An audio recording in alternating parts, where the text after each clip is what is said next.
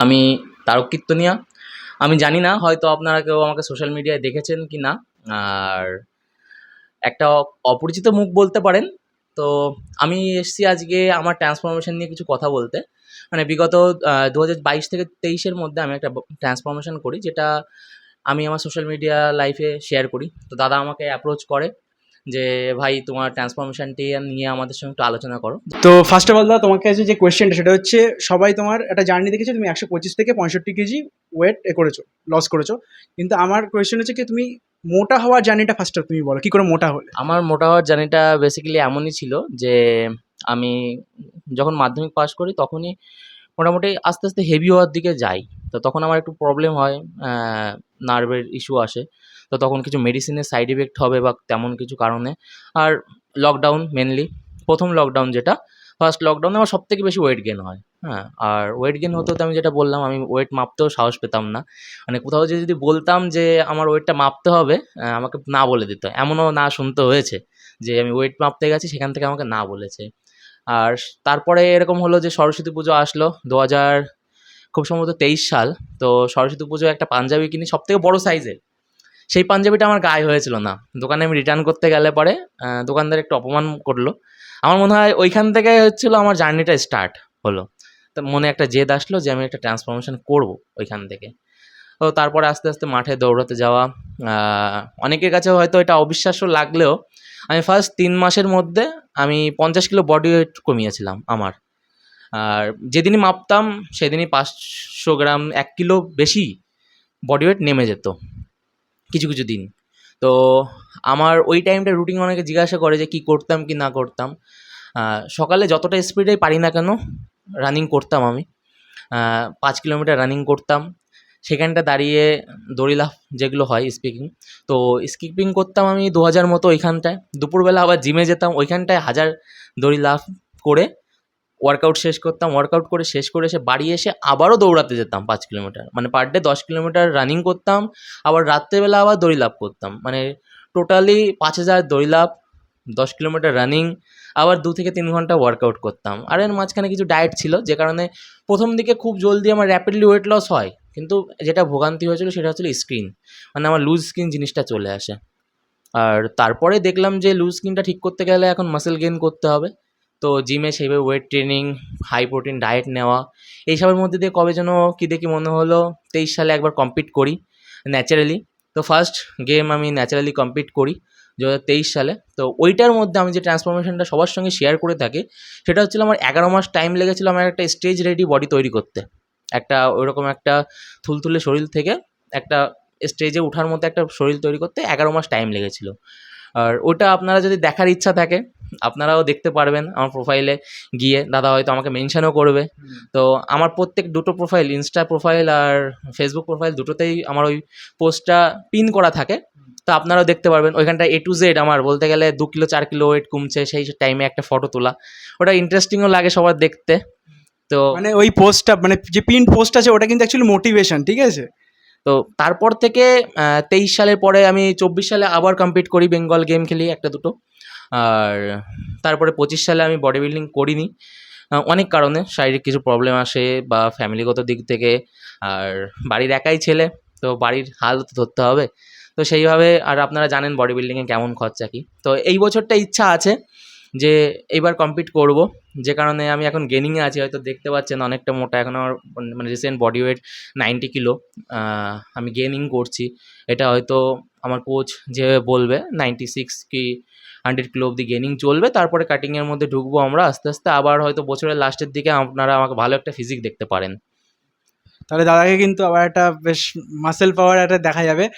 আর দাদা একটা কথা বলবো, যে এই যে একটা মাইন্ডসেটকে আমি ট্রান্সফর্ম করবো, সেটা যে কোনো ক্ষেত্রে হোক, সে নিজের মাইন্ডসেট হোক বা বডির ক্ষেত্রে হোক, তোমায় যখন অপমান করতো যে নাকি তোমার বডি ওয়েট এরকম হয়ে আছে, তুমি কোনোদিন কি এরকম হয়েছে, কে মন ভেঙে গেছে যে নাকি এরকম আমার শরীর নিয়ে করছে? কোনোদিন কি কেঁদেছো তার জন্য কি? অবশ্যই। মানে হয়তো আমি, অনেকে বলে যে আমার পেছনে হয়তো কোনো মেয়ের হাত আছে আমার ট্রান্সফরমেশনের পেছনে, কিন্তু তেমন কিছুই না। এমনকি আমার ফ্যামিলি মেম্বারদের কাছ থেকে আমি এতটা হার্ট হয়েছি যে, কিন্তু এইরকম টাইম আমিও দেখেছি নিজের। হ্যাঁ? আর এরই মধ্যে মানে এমনই একটা অবস্থা ছিল যে টাইমটা না সবাই হেট করে। বন্ধু-বান্ধব পর্যন্ত হেট করে। বন্ধু-বান্ধব মিশতে চায় না, যে ওর সঙ্গে মিশবো না, ওর সঙ্গে এই করবো না, সেই করবো না। অনেক কিছু ফেস করেছি আমি আমার লাইফে। শুধু যে মানে 65 কিলো কমিয়ে ফেললাম অত খাটাখাটনি করে, আ শুধু নয়। মানে এর পিছনে কিছু কারণ তো থাকেই। বিশেষ করে মানুষের অপমান। আর সেই অপমানগুলো ছিল বলে আজ আমি এইখানে। আজ আমি আপনাদের সামনে বসে আপনাদের এই কিছু সাজেশন আমি দিতে পারছি। দাদা একটা কথা, যারা ধরো রোগা থেকে বডি বানাতে চায় বা মোটা থেকে করতে চায়, তাদের একটা তুমি একদম পার্মানেন্ট একটা জিনিস বলেছি যেটা সবসময় মাথায় রাখতেই হবে, একটা মূল মন্ত্র বলে না যে আমি এইটার জন্য মূল মন্ত্র, যেটা আমাকে ডেলি মানে ডেলি লাইফে ফাইট করতে হবে যে না এইটা না করলে আমি জিততে পারবো না, সেই মন্ত্রটা কি? তোমার সেই মন্ত্রটা তুমি যদি সবাইকে বলো।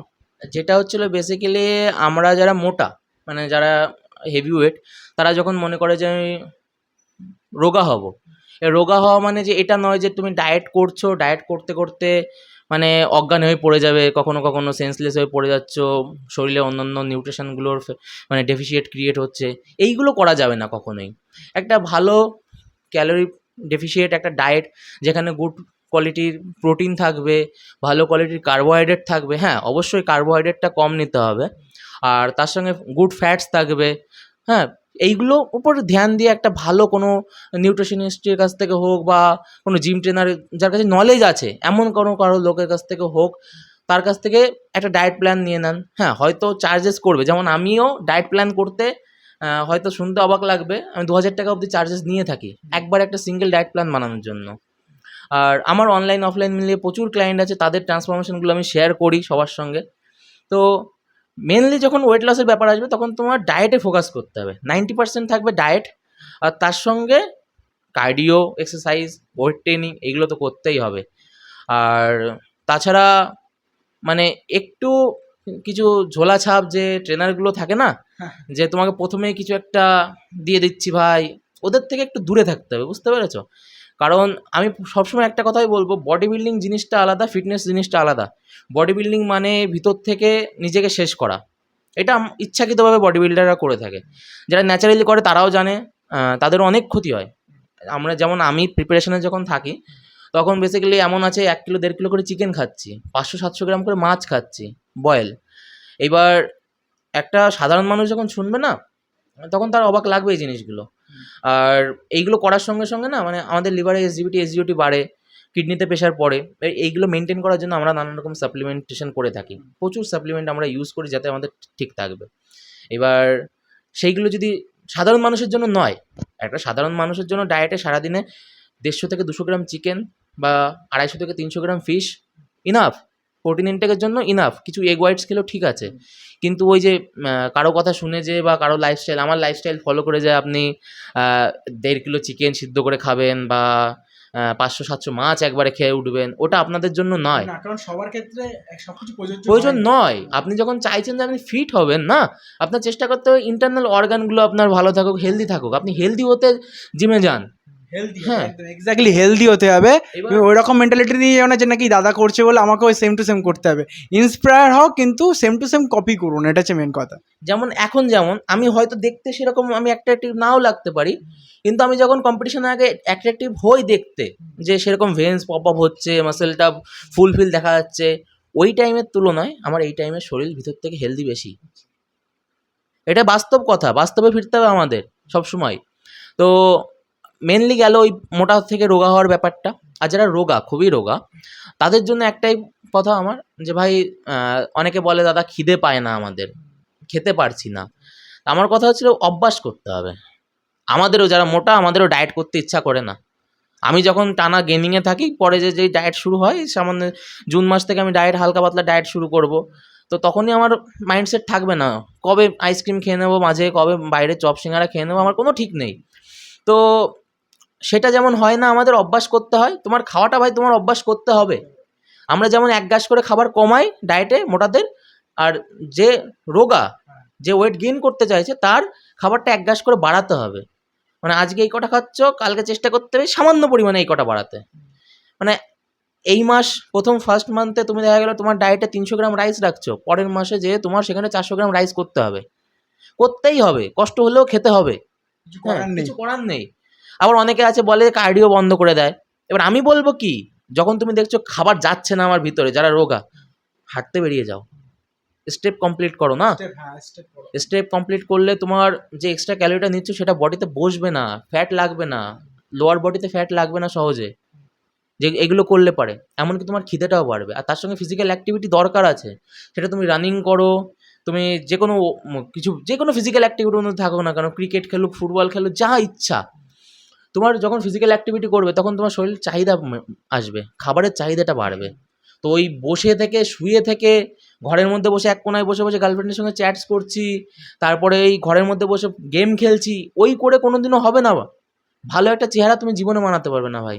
তোমার বাড়ির থেকে বাইরে বেরোতে হবে, বন্ধু বান্ধবের সঙ্গে খেলতে যেতে হবে, বন্ধু বান্ধবের সঙ্গে ঘুরতে নয়, খেলতে যেতে হবে, জিমে যেতে হবে, ওয়ার্কআউট করতে হবে, ফুটবল খেলো বা যা ইচ্ছা, সকালবেলা রানিংয়ে যাও, একটা হেলদি লাইফস্টাইলের মধ্যে ফেরো। প্রথম কথা বলবো, এখনকার ইউথগুলো কেমন, এদের অনেকে আছে সাপ্লিমেন্টেশনকে নেগেটিভভাবে নেয়।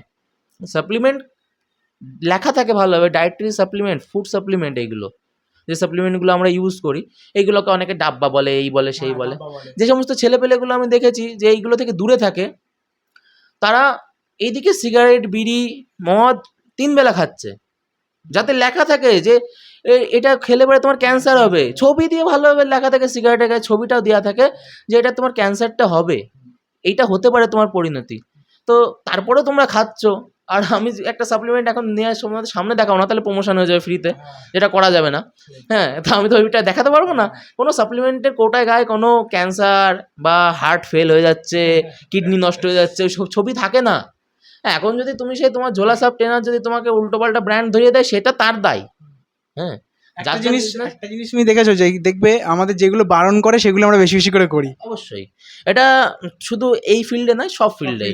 আমরা যখন পড়াশোনা করেছি, আমি আগের লাস্ট ইয়ার আমি গ্র্যাজুয়েশন আমার কমপ্লিট হলো, তো আমাদের মাস্টার যেটা বারণ করতো আমরা সেটা আগে করতাম। মানে আমার যেমন, আমি বগুড়া কলেজ থেকে বিএসসি কমপ্লিট করেছি। আমাদের যে কেমিস্ট্রি টিচার ছিল, হয়তো ওনার সামনে কোনোদিনও ভিডিওটা যদি যায় ফিল্ডে, তো ওনার খুব হিস্ট্রি আছে, উনি খুব কড়া মেজাজের লোক।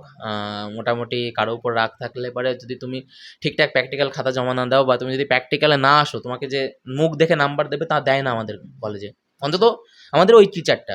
তোমার কাজ দেখে দেখো, কাজ দেখে দেবে। এবার উনি যত আমাদের বলতো যে তোরা কামাই করিস না, আমরা ইচ্ছাকৃতভাবে কামাই করতাম। হ্যাঁ, বা মানে ওই আমরা যেমন বলি না, আমাদের কাছে অনেক ক্লায়েন্ট আসে, আমরা বলি যে এটা খাবে না, ঠিক সেটাই সেটা যে ঘুরে ফিরে খাবে এরা কিন্তু। আর তারপরে যে বিষয়টা ছিলাম, যারা সাপ্লিমেন্ট খেতে চাও না, তাদের ন্যাচারাল খাবার থেকে প্রোটিন ইনটেক কমপ্লিট করতে হবে তোমাদের। হ্যাঁ, অনেকে বলে দাদা জিমে আসছি, আমি কিন্তু কোনো সাপ্লিমেন্ট নেবো না, আমার বডি বিল্ডিংয়ের ইচ্ছা নেই, আমি সাপ্লিমেন্ট নেবো না। কিন্তু ভাই, তোর তো খাবারটা খেতে হবে না, মেনলি যে খাবারটা দরকার আমাদের, খাবারটা তো খাওয়া লাগবে।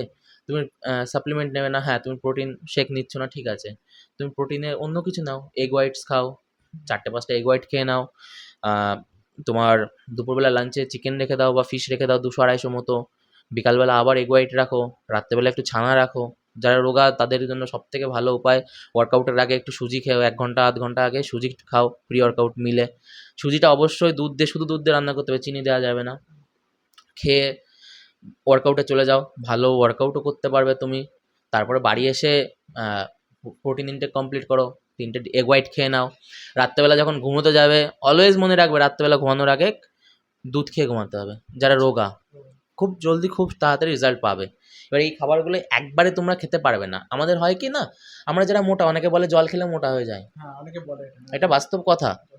কারণ আমাদের বডিতে ইনসুলিন স্পাইকিং খুব তাড়াতাড়ি হয়, ইনসুলিন লেভেলটা স্পাইক করে থাকে সবসময়, যারা আমরা একটু মোটাসোটা। তো আমরা যখন খাচ্ছি খাবারটা, গ্লুকোজটা ডিরেক্টলি আমাদের বডিতে লেগে যাচ্ছে, আমাদের বডি বার্ন করছে না গ্লুকোজটাকে। আর যারা রোগা, এদের ক্ষেত্রে যাই খাক না কেন ওদের গায়ে লাগে না, এদের হজম করতে পারে না, মেনলি হচ্ছিল। এবার প্রথম ক্ষেত্রে ফার্স্ট স্টেজে না, কিছু কিছু ছেলেপেলে যাদের এজ হয়ে গেছে 18 বছর 19 বছর, তারপরে দেখছে গায়ে লাগছে না। দেখবে এমন ছেলেপেলে আছে না, যে আমার এই হাত দেখছো, এই বাজুর অর্ধেকটা তাদের হাত। হ্যাঁ, দেখা গেল বডি ওয়েট হাইয়েস্টলি 35-40 কিলো, তার বেশি না। এবার এদের ক্ষেত্রে কি বলতো, এমন কিছু এদের এনজাইম ইউজ করতে হবে, ডাইজেস্টিভ এনজাইম, যাতে তাদের ডাইজেশনটা ইমপ্রুভ হয়। হ্যাঁ, এখন যদি তুমি বলো দাদা তুমি আমাকে মেডিসিন দিচ্ছ কেন, বা এই দিচ্ছ কেন, সেই দিচ্ছ কেন, হ্যাঁ, আমার কথা হচ্ছিল, আমার কথা শুনতে হবে না। ভালো গার্ড হেলথ মানে ভালো করার জন্য যে সমস্ত ডাক্তার তোমার জানা আছে, তাদের কাছে যাও। তাদের যে বলো আমার হজম হচ্ছে না, আমার খিদে বাড়ছে না, আমার কিসের কমতি আছে, ব্লাড ওয়ার্ক করাও, দেখো লিভারে কোনো প্রবলেম আছে কি না, সেগুলো দেখতে হবে। দেখে তারপরে প্র্যাকটিক্যালি করতে হবে কাজের উপর। যে জিনিসটার প্রবলেম থাকবে সেই জিনিসটা ডাক্তারের সঙ্গে সাজেস্ট করে দাও। ডাক্তারের সাজেশন নিয়ে মেডিসিন খেয়ে সেই জিনিসগুলো ঠিক করো, হবে। আর সবথেকে ভালো উপায় দেখবে, যেমন ওয়েট গেনার, আমাদের সাপ্লিমেন্ট অনেক রকম সাপ্লিমেন্ট আছে, আমি সেই ব্যাপারে একটু কথা বলি। তো যেমন ওয়েট গেনারটা, ওয়েট গেনারের মধ্যে কিছু কিছু ওয়েট গেনার আছে যেখানে ডাইজেস্টিভ এনজাইম থাকে, প্রোটিনের সঙ্গে ডাইজেস্টিভ এনজাইম থাকে। প্রোটিনে তোমার যতটা কাজ করবে না কি করবে না জানি না, কিন্তু যে ডাইজেস্টিভ এনজাইম তোমার ডাইজেশন ইমপ্রুভ করতে খুব হেল্প করে। যারা হয়তো আজ অবধি কোনো গেনার খেয়েছো বা কি যদি ভালো ব্র্যান্ড ইউজ করে থাকো, ভালো অথেন্টিক প্রোডাক্ট ইউজ করে থাকো, তারা হয়তো বুঝতে পেরেছো যে একটা গেনার ইউজ করেই পরে তোমার খিদের লেভেলটা বেড়ে গেছে। মানে প্রথম 1 মাস একটা গেনার খেলে পরের মাস থেকে তুমি যদি তোমার ডায়েটটা ঠিকঠাক রাখছো, তোমার বডি জায়গায় দাঁড়িয়ে থাকবে। এবার হ্যাঁ, কিছু কিছু ক্ষেত্রে কি বলো তো, কিছু ব্র্যান্ড আছে ভিতরে উল্টোপাল্টা জিনিস কিছু এদিক সেদিক করা থাকে, যেগুলো হয় কি না, হট করে খাচ্ছ তুমি, হট করে ফুলে যাচ্ছ, গোল হয়ে যাচ্ছ, পট করে তুমি ছেড়ে দিচ্ছ, তোমার বডি থেকে ওয়াটার হোল্ড হয়েছিল, ওয়াটারটা বেরিয়ে যাচ্ছে। এইসব ক্ষেত্রে একটু প্রবলেম তো হবেই তোমার বেসিক্যালি। আর তাছাড়া হেলথ সাপ্লিমেন্টের মধ্যে যেগুলো সবার খাওয়া উচিত, ফিশ অয়েল হয়ে গেল, মাল্টিভিটামিন হয়ে গেল। আমরা জিঙ্কটা যেমন পেয়ে থাকি না নর্মাল খাবার থেকে, সহজে জিঙ্ক পাওয়া যায় না। তো এইগুলো সাপ্লিমেন্টেশন করা লাগে। যেমন আমাদের আমাদের বাঙালিদের মধ্যে, ইন্ডিয়ানদের মধ্যে যারা আমার ভিডিও দেখছেন তারা পারলে একসময় ভিটামিন ডিটা টেস্ট করে নেবেন কখনো। মোটামুটি 4 মাস কি 6 মাস অন্তর অন্তর এলএফটি, কেএফটি আর ভিটামিন ডি থ্রি একবার টেস্ট করলেই বুঝতে পারবেন যে আপনি ডেফিসিয়েটে ভুগছেন। আমরা সবাই, এমনকি তুমিও, দেখা গেল আমিও, এমনকি আমার ভিটামিন ডি3 আমার ডেফিসিয়েটে চলছি আমি, কারণ আমরা সেরকম এনভায়রনমেন্টের মধ্যে থাকি না, আমাদের জেনেটিক্যালি আমাদের কম এটা। এবার সেটার জন্য আমাদের সাপ্লিমেন্টেশন করা লাগবে। মেডিকেল স্টোর থেকে ভিটামিন ডি3 ট্যাবলেট পাওয়া যায়, সেগুলো ইউজ করি। বা সাপ্লিমেন্টেশনের মধ্যে আমাদের ডেইলি ভিটামিন ডি3-র জন্য সাপ্লিমেন্ট পাওয়া যায়, সেগুলো ইউজ করা যেতে পারে। তো এইগুলো দরকার। যে জিনিসটা দরকার সেই জিনিসকে ট্যাবলেটের নাম দিও না, হ্যাঁ, যে জিনিসটা দরকার সেই জিনিসটাকে ডাব্বা বলে দিও না। ডাব্বা কেন খাই জানো? আমরা খাই একটা কারণেই, যে জিম থেকে আসি, এসে তখন খুব তাড়াতাড়ি আমাদের বডিতে অ্যাবজর্ব করবে এমন কোনো খাবার দরকার হয়, যেটা আমরা প্রোটিন থেকে পেয়ে থাকি। প্রোটিন শেক করে খেয়ে নিলাম, হয়ে গেল। এমনকি যারা, কাদের জন্য বলো তো এইগুলো? যারা বিজি লাইফস্টাইল যাদের। এবার তুমি দেখলে আমি লাঞ্চ করতে বসলাম, তুমি দেখলে আমি বয়েলড চিকেন খাচ্ছি। এবার আমি দেখা গেল এমন হচ্ছে যে আমি কোথাও গেছি, কোনো আত্মীয় স্বজন বাড়ি হলো, বা আত্মীয় স্বজন বাদ দিলাম, আমি কাজের ক্ষেত্রে বাইরে বেরিয়েছি, আমার খেতে হবে, আমি এখানে চিকেনটা পাচ্ছি না, বা আমি আজকে বাড়ি থাকতে পারছি না, আমি সকাল 6টার মধ্যে বাড়ি থেকে বেরিয়ে যাব, সকালবেলা ওটস দিয়ে আমি 2 স্কুপ প্রোটিন খেয়ে চলে গেলাম, 25-50 গ্রাম প্রোটিন ইনটেক কমপ্লিট হয়ে গেল আমার। আমার রেঞ্জ হচ্ছিলো 250 গ্রাম কি 200 গ্রাম অবধি প্রোটিন ইনটেক করতে হবে, আমার ক্ষেত্রে বলছি এটা আমি। এবার আমি কি করব? যেদিন আমি রান্না করতে পারছি না, যেদিন আমি চিকেন আনতে পারছি না বাজার থেকে, সেদিন আমি প্রোটিন ইনটেক থেকে এর থেকে কভার করে নিচ্ছি, আমার হয়ে যাচ্ছে এর মধ্যে দিয়ে। যখন পারছি না তখন আমি সাপ্লিমেন্টেশন করছি। এটা হচ্ছিল বেসিক ব্যাপার। তো দাদা কিন্তু অনেক রকম নলেজ দিল, যারা বডি বিল্ডিং করতে চাও, সেটা রোগা থেকে মোটা হোক, মোটা থেকে রোগা হোক। লাস্ট একটা কোয়েশ্চেন করবো তোমাকে আমি, যে এটা বডি বিল্ডিংয়ের বাইরে অফবিট একটা কোয়েশ্চেন। তুমি যেমন একটা মোটিভেশন নিয়ে এগিয়েছিলে লাইফে, ছোট্ট করে মানে একটা মেসেজ দিয়ে দাও সবাইকে, যারা যে কোনো ফিল্ডে মোটিভেশন পাচ্ছে না বা কিছু করছে বারবার হার মেনে যাচ্ছে, তাদেরকে কি মাইন্ডসেট রাখলে আই থিঙ্ক মানে খুব সহজে সেটা সাকসেসফুল হতে পারবে? হয়তো হয়তো সবাই সহজে পায় না, কেউ হয়তো লেট করবে, কিন্তু পাবে। একদম মানে সহজে বলে দাও। এবার আমি তার আগে একটা কথা বলে নিই, আমি কিন্তু বডি বিল্ডিংয়ের সঙ্গে আমার কোনো পরিচয় নেই, মানে বডি বিল্ডিংয়ে আমার তেমন কোনো অ্যাচিভমেন্টও নেই, এমনকি আমি সেইভাবে আজ অবধি রেডি হয়ে নিই। হ্যাঁ, ভবিষ্যতে যদি চেষ্টা করবো, যদি কোনো দিনও অনেক বেঙ্গলের জন্য কিছু করার চেষ্টা করছি এখনও অবধি। আর এর বাইরে ফিটনেস রিলেটেড বলতে পারো, হ্যাঁ আমি আমার ট্রান্সফরমেশন করিয়েছি, বা আমি ক্লায়েন্টদের ট্রান্সফরমেশন করাই। আর বেসিক্যালি যখন একটা কথাই বলবো, যেটা তুমি মোটিভেশন একটা কথাতেই পেয়ে যাবে, যে তুমি নিজেকে কেন চেঞ্জ করবে, কেন, প্রশ্নটা যে নিজের জন্য। অলওয়েজ মনে রাখবে, নিজের জন্য কিছু করো। তুমি আজকে মোটা, ওটা তোমার জন্য তুমি মোটা। রোগা হলে পারে তোমার জন্য তুমি রোগা হচ্ছ। তুমি আজকে রোগা, তুমি একটা ভালো ফিজিক বানালে তোমার সেটা, আর 5টা মানুষ দেখবে, তোমাকে উৎসাহিত করবে, তোমাকে দুটো ভালো কথা বলবে, তাই না? যে দাদা তোমার বডিটা ভালো, তোমার বাইসেপটা ভালো, তোমার তখন ভালো লাগবে। ভালোটা কার লাগছে? তোমার লাগছে। আরেকজনের জ্বলছে কিন্তু, হ্যাঁ? তোমার গার্লফ্রেন্ড বলো বা তোমার আত্মীয়-স্বজন বলো, কারো কিন্তু কোনো যায় আসবে না। তোমার তুমি কি পজিশনে আছো, কি দেখিয়ে আছো, কিচ্ছু কেউ শুনবে না। তুমি মোটা, বাড়ি আসবে একটা খোঁচা দেবে। কিরে একটু দৌড়োতে টোড়োতে যা, বুঝতে পারলে? আমি বলবো অলওয়েজ নিজের জন্য করো, নিজেকে নিয়ে নিজে ভাবো একটু। যখন ফাঁকা বসে থাকবে 5টা মিনিট, বেশি না 5টা মিনিট ভাববে আজকে তুমি কি করেছো, ভবিষ্যতে তোমার এইভাবে চললে পারে কিরকম চলবে। 5টা মিনিট এই দুটো কথা ভাববে, আড়াই মিনিট করে, আর কিছু লাগবে না, এটাই আর কিছু লাগবে না। তাহলে তুমি বুঝতে পারবে তোমার কি করা উচিত বা কিছু না করা উচিত। মেন ব্যাপারটা হচ্ছে দাদা বলতেছে নিজের মোটিভেশন নিজে হও, নিজের ইয়োর সেলফকে কোয়েশ্চেন করো যে নাকি কেন করব, কিসের জন্য করব, নিজের জন্য করব, কারোর জন্য না। কারণ এই জার্নিটা তোমার, এদের আর অন্য কারণ না। সবাই বলে বেরিয়ে যাবে কিন্তু তোমার পরিস্থিতিটাকে কিন্তু কেউ বোঝার চেষ্টা করবে না।